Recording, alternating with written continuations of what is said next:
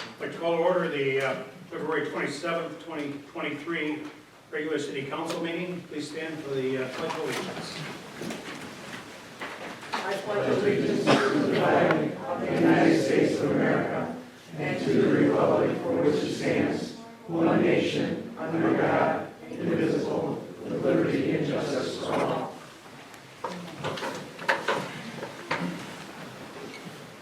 City Clerk Deaton, let the roll call show that Mayor Pelchat is absent this evening. Councilmember Kurtzwell. Thank you, Mayor Pro Tem. I move to excuse the absence of Mayor Dan Pelchat. I second. A motion and a second. All those in favor, please say aye. Aye. Opposed? Okay.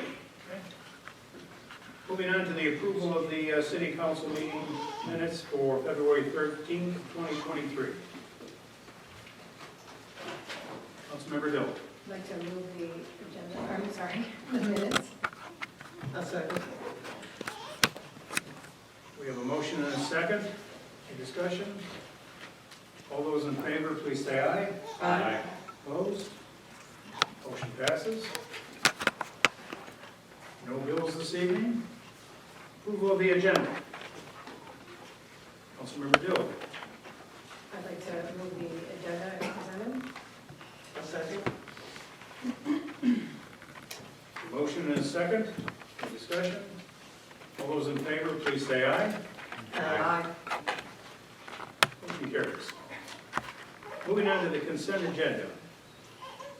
This evening's consent agenda is the appointment for Housing Commission of Judy Keeling, Housing Commission appointment of Stephen Seiler, Zoning Board of Appeals appointment of Gloria Hoyer.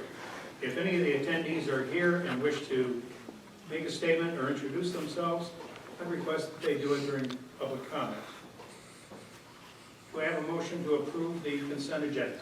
Councilmember Kurtzwell. Thank you. Move the consent agenda as presented by the Mayor Pro Tem. Second. Motion and a second. All those in favor?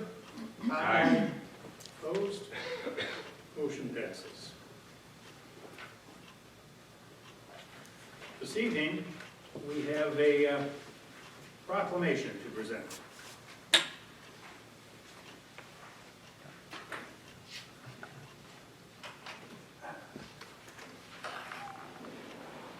Mr. Gary Fagan, South Lyon Collision. Gary?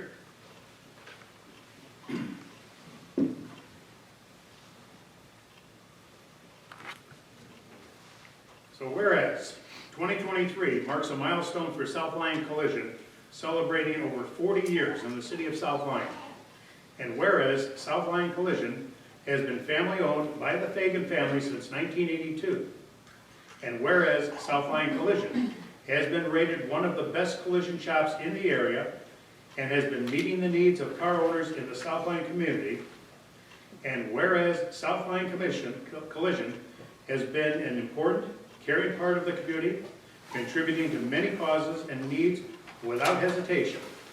And whereas the owner of South Lyon Collision, Gary Fagan, has served on the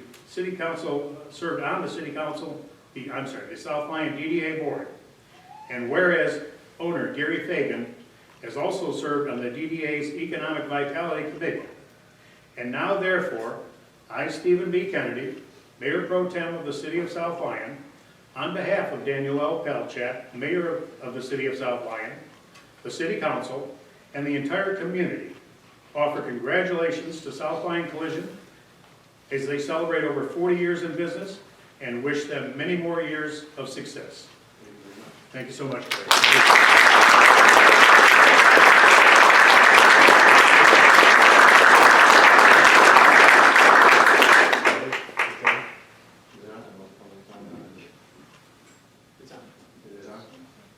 Thank you. We wouldn't be here today without you. You know, it means a lot. South Lyon means a lot to our family. We've been here since 1980. My wife and I, we started South Lyon Collision in 82 and raised our family, 4 children, through the school system. And now we have 7 grandchildren, and life is good. I know it's been a little boring. These guys. But anyway, I want to thank you all. This means a lot to me and my family. And family and friends, well, that's all we have. Thank you.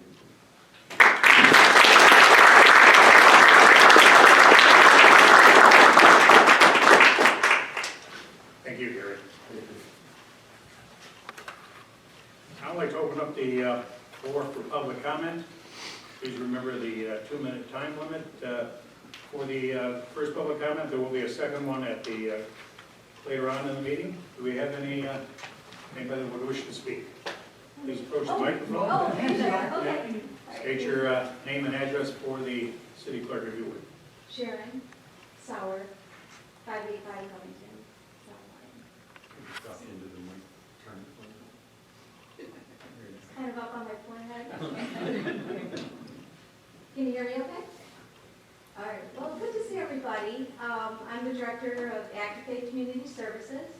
I've only been there 5 years, but Active Faith has been in the community we're in our 35th year, helping our neighbors who have struggled, had some economic hardships, some of the elderly who are trying to make it on limited incomes, and we are a helping hand with the help of this community, so it's neighbors helping neighbors, and we really feel an integral part of the community, and just having the local South Lyon Collision being honored today, they're great support to Active Faith, so thank you for that.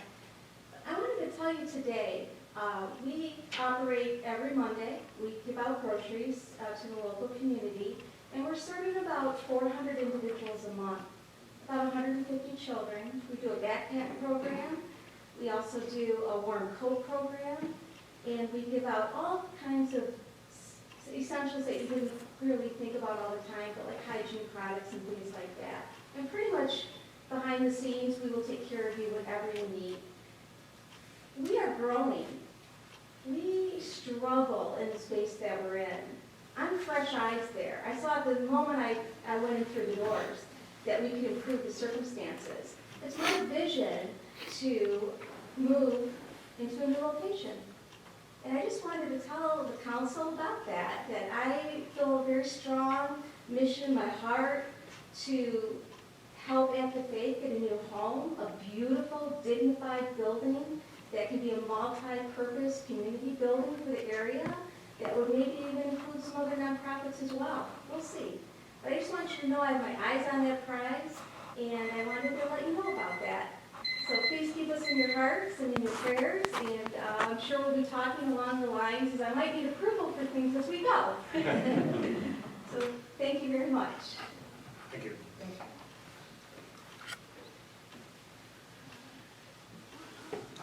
Good evening, public and council. Ryan Lair, 716 Marine Court. As you all know, I'm your ambassador of South Lyon. I wanted to come up here and thank the public for their patience during the power outage and the ice storm. I was out all day for 6 hours with my significant other here, Mary, and we were coordinating efforts on getting the power restored at Griswold. Unfortunately, that did not take place, but we were in conversations with DTE, and I was updating the community all throughout the afternoon and evening on the South Lyon ambassador page, which we are now up to 1,400 followers. So we had everybody coming over to watch the repair work done, and we need to thank our linemen and everybody that were up there doing that in the frigid cold temperatures. You know, the corporate aspect of DTE really needs to have some changes, but the main workers really did a tremendous job to get us up and running, even though it took 3 days, and they're looking at possibly tomorrow before everybody's up or even further. I haven't heard today's standings, but you know, we're very fortunate as the gentleman from you know, family and friends. You know, this is a wonderful community, and my heart goes out to everybody that lost power. Unfortunately, I was one of them as well. So, you know, it is what it is, and we're back up, and hats off to the city for keeping us safe and salted, and wonderful job by the city crews. So, and that's first responders too. Thank you. Thank you, Mr. Lynn.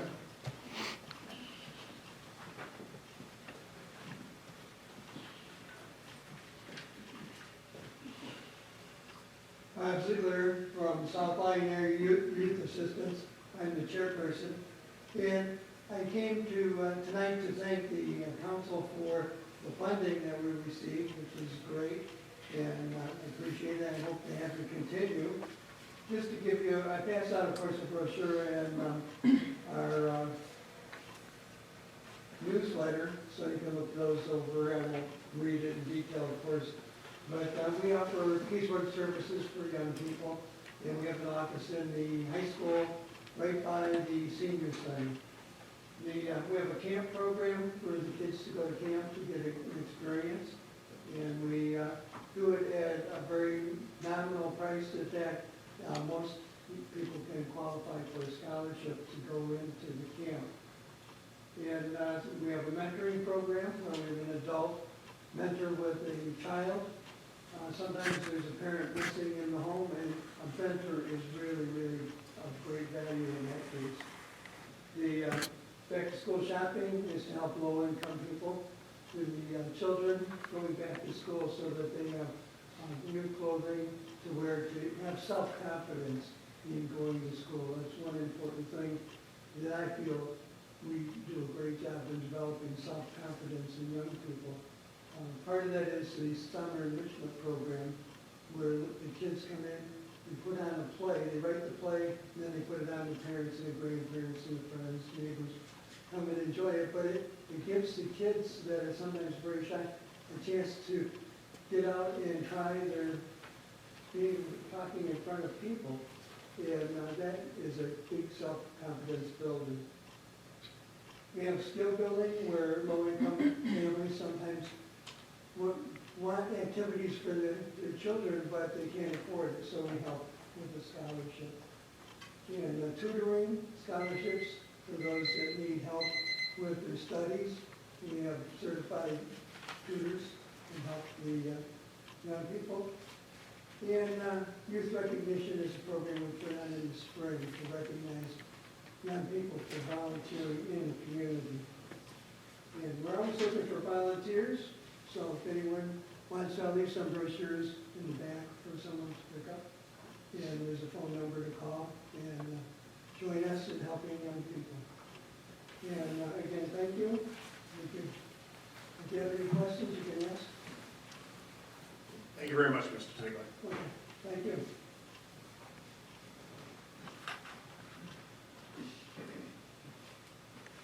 Close public comment at this point. Moving on to the discussion of downtown with our DDA Director, Nate Mack. Thank you, Councilmember Kennedy. Good evening, Council.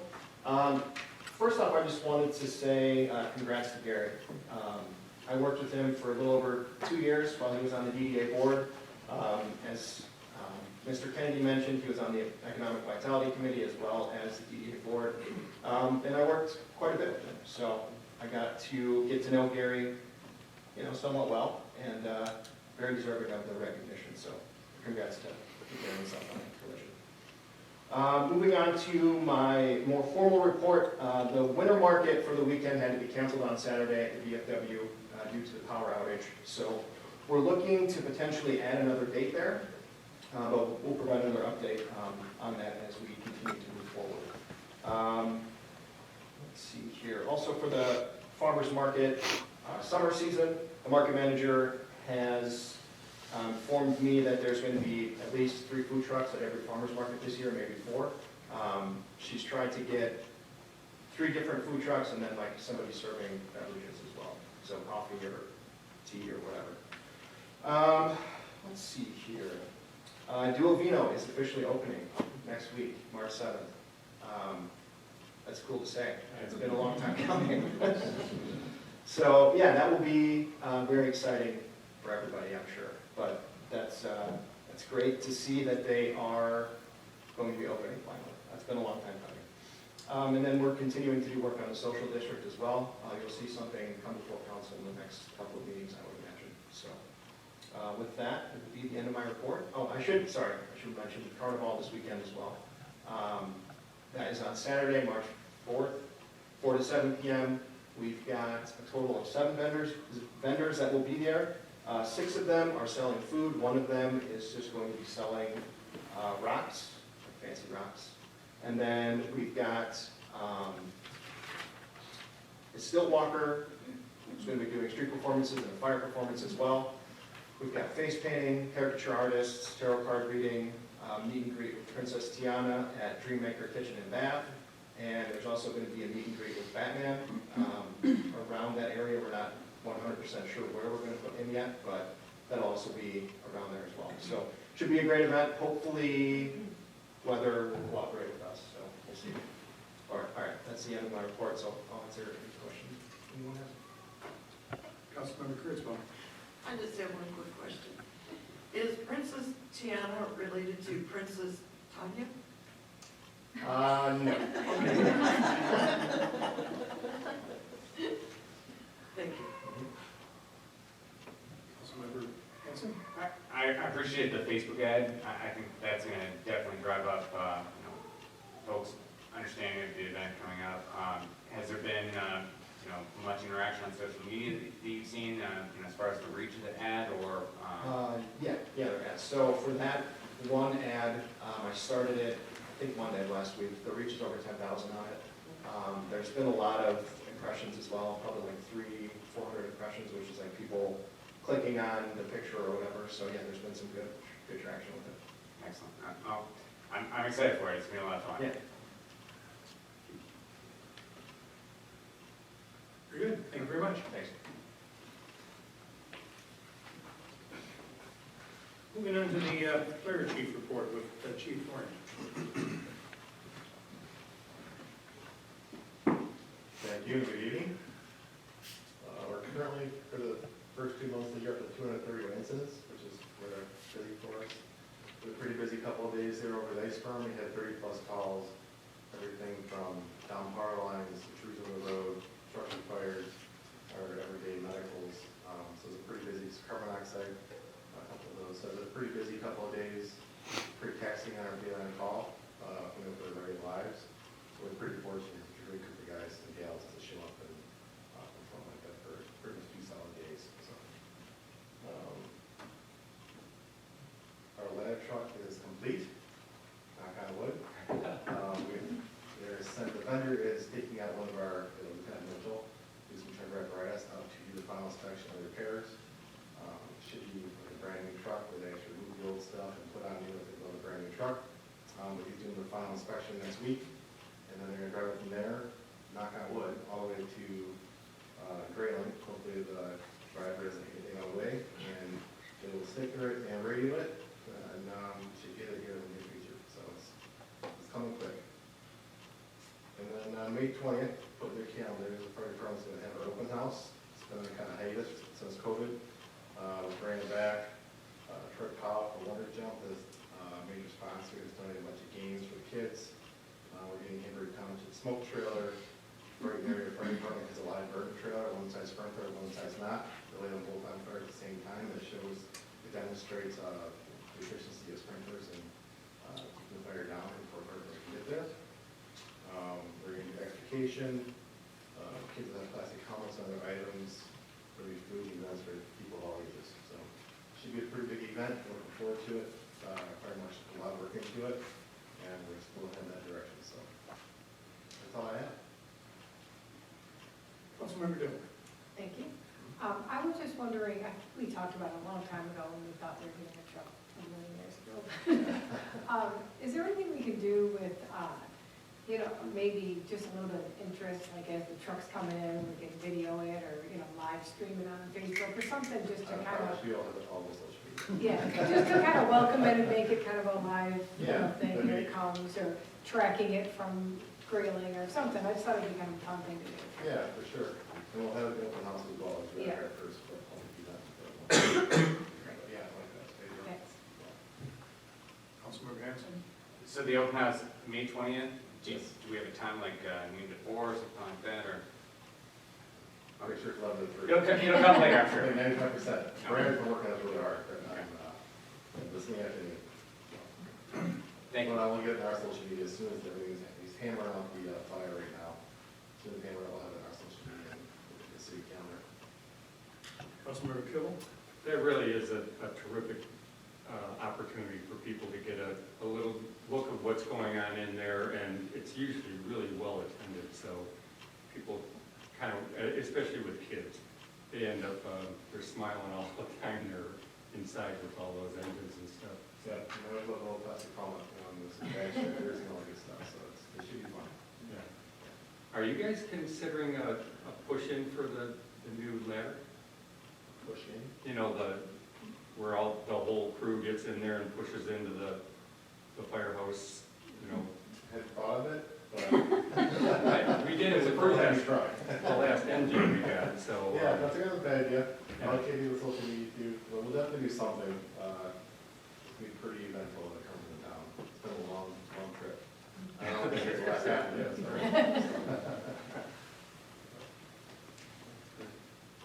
What else? Chief, how are we set with the smoke detectors and carbon monoxide alarms? We are currently out of carbon dioxide right now. We're on a wait list with the state. We should get some more. We've been throwing people on the list that we're waiting. As soon as we get them, we'll give them a call for the installs.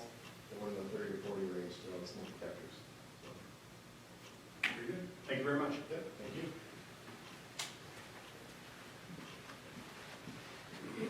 Moving on to the police chief report. Chief Doug Bucky. Thank you, Mayor Pro Tem Kennedy, thank you, Council. Just got a couple of things today that I wanted to mention. First of all, congratulations to Mr. Fagan for his presentation, well deserved. Congratulations, that's great. And also, just want to make a few mentions about our the storms the last few days. Shout out to our DPW Fire and Water, did a great job with their calls and responses. I think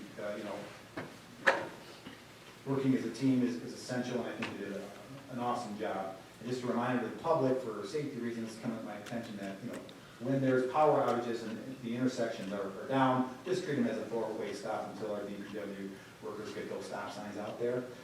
But I thought they did a great job, and I appreciate that. Moving on, I'd like to now go to our Michigan Law Enforcement Accreditation Commission presentation. At this time, I would like to introduce Mr. Robert Stevenson from the Michigan Association of Chiefs of Police. He's the Executive Director. And also Ronald Wiles, who is the Deputy Director of the Michigan Association of Chiefs of Police. Thank you, Chief. Mayor Pro Tem, council members, Mr. City Manager, other city officials, and most importantly, the residents of South Lyon. My name is Robert Stevenson. I am the Executive Director with the Michigan Association of Chiefs of Police. I spent 37 years with the City of Livonia Police Department, retired as chief after 7 years, and then 12 years ago joined the association. Before I say a little bit more about the actual awarding of the accreditation certificate tonight, I have to say I'm taking a little extra pride in this award tonight. I live just outside the city limits, and I consider South Lyon my home. When people ask me, where do you live, I say South Lyon. My children both graduated from the South Lyon high schools here. And ironically, as we're giving an award to South Lyon Collision today earlier, I dealt with Josh, where I dropped off my second vehicle in a month to have fixed. So my dollars are also residing in So I'm very excited to be here tonight. And this is quite a professional accomplishment that your police department has done over the last few years. I think everybody's kind of aware of what accreditation is. You go to accredited schools, hospitals are accredited, and tonight I'm representing the Michigan Law Enforcement Accreditation Commission for the award of accreditation to South Lyon Police Department. I think you all probably already take pride in your police department, but you should have extra pride. And I want to put this a little bit into perspective in just what they accomplished. In the state of Michigan, there are just slightly less than 600 police agencies. Of those, 83 are county sheriff's offices, a little less than 400 are municipal agencies, and the rest are composed of hospitals, tribes, and colleges and such. Out of these 600 police agencies in the state of Michigan, your police agency is the 54th to become accredited. To put that in a little different perspective and say it a different way, your police department has accomplished what over 90% of the other police departments in the state of Michigan have not yet accomplished. It's a significant achievement, professional achievement. Your citizens should be extra proud. It does serve your citizenry well to become accredited. Everybody recognizes the last few years have not been easy for law enforcement. There's been a lot of calls for so-called police reform that's out there, but I'm here to tell your citizens that all those calls for so-called police reform, your department's already done those. The policies that they're calling to be implemented and mandatory across the country, your department's done that. And your department didn't do that after the calls for those came about. Your department was involved in that before the calls for those became involved.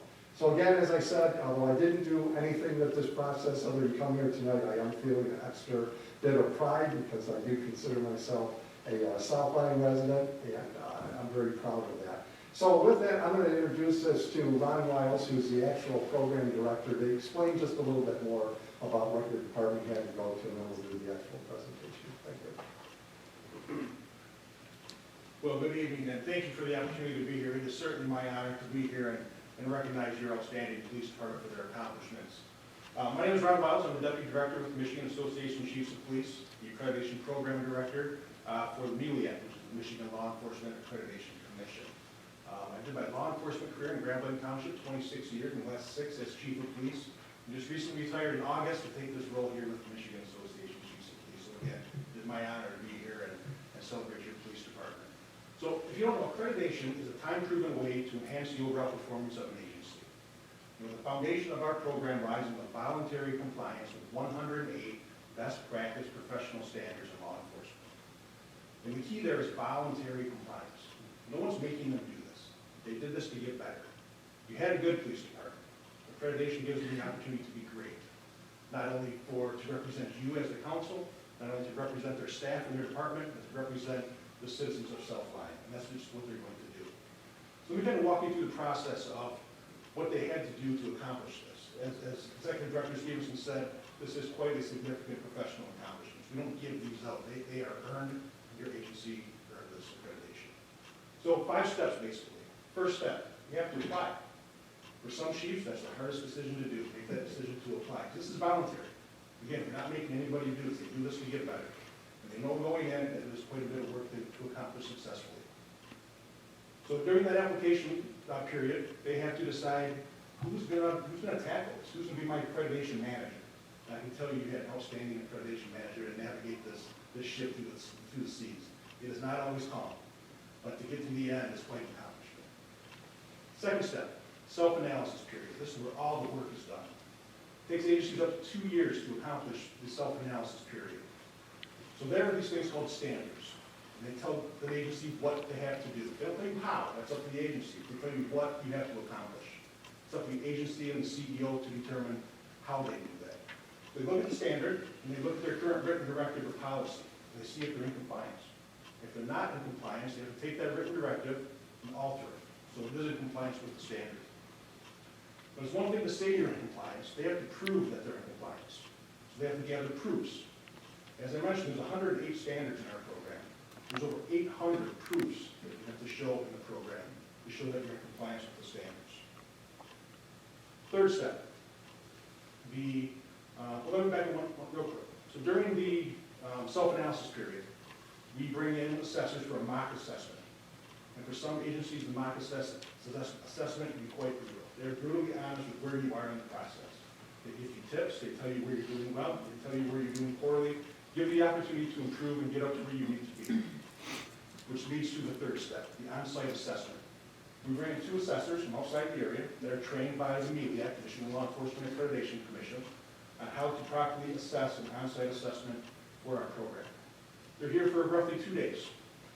During that time, they look at the standards, they make sure they're in compliance with the written directives. They talk to community members, they do ride-alongs, they tour the facilities, they tour the community, all to make sure that they are doing what they say they're doing. They check those 800 proofs to make sure they're in compliance. Fourth step, they actually go to the hearing. At the end of that third step, the assessors make a recommendation. That recommendation goes to the